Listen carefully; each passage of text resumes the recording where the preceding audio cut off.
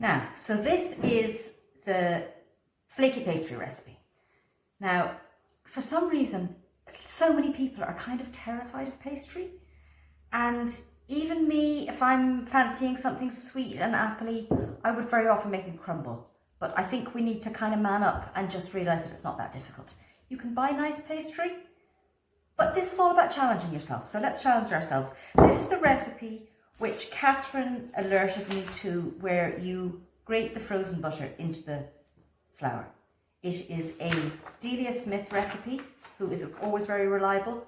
I've printed it out, I've been very organised, and I'm going to follow it word to word. And we'll see what happens. So I have my I have my butter freezing in the freezer for the past 40 minutes. I've also placed it on a plate in the freezer. And I would suggest, rather than grating it into the bowl, grate it onto the plate, because it's just easier. That's what I would do.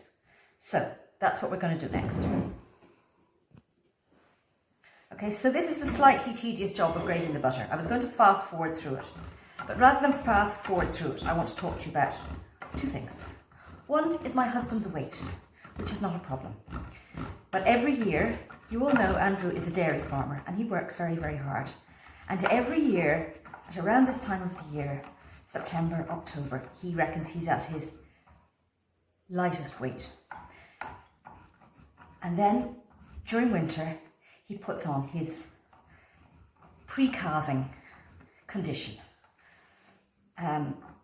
So by the time February comes, he's usually about 3/4 of a stone heavier than his. And that's the same cycle every year. And you know what? We could probably all learn a lot from it. This year, today is, what is today? The 25th, the 26th of October? He has told me he's already reached his pre-calving weight.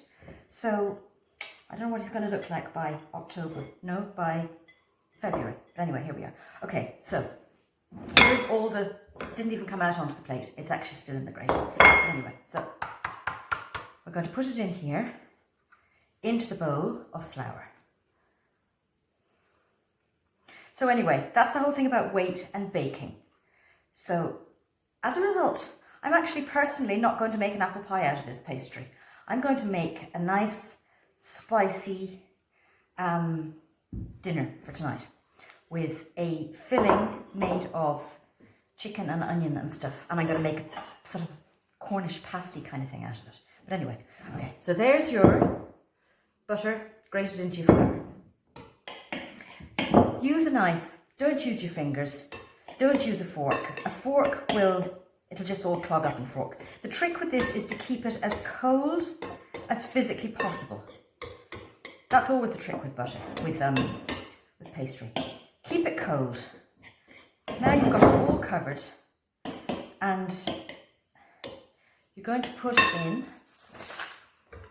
it says a little cold water.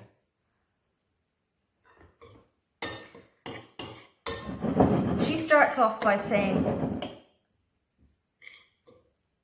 a tablespoon, and then add a further 1 to 2 tablespoons.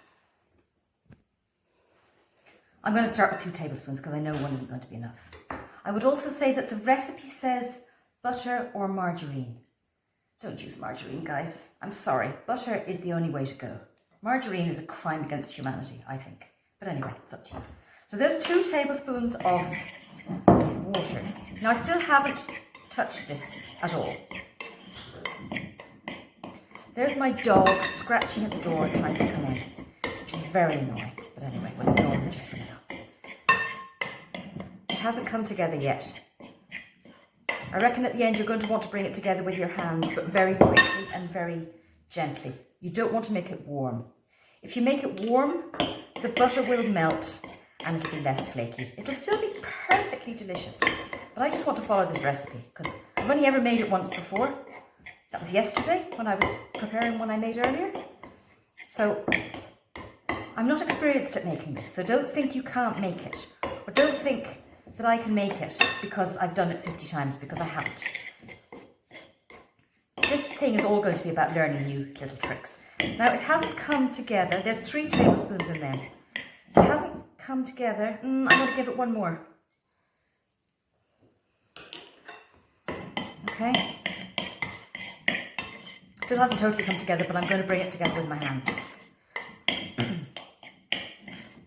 Somebody messaged me about how to kind of roll out pastry properly, which doesn't sound like rocket science, but sometimes it just goes all over the place and you keep refolding it and warming it up and you just make it worse. So, okay, so there we go. That's it coming together. If I'd used a dark bowl, you would be able to see it better, but you can't, so never mind. So there's our pastry. It's nice and crumbly and it's still quite cold. This is the recipe. It doesn't seem like an awful lot for making an apple pie, but I'll come back to you on that. If it doesn't look like it's going to be enough, I would suggest that maybe you end up doubling this. Okay. So you know you're going to be rolling something round. So keep your pastry round and shape it while it's soft. So what I'm going to do is I'm going to make it into that kind of a shape before I chill it. Now, they always say chill it for an hour or something. If you chill it and it gets really hard, when you roll it out, it's going to be difficult and it's going to break up. So I don't know what the real rules are, but I'm not going to chill it too much.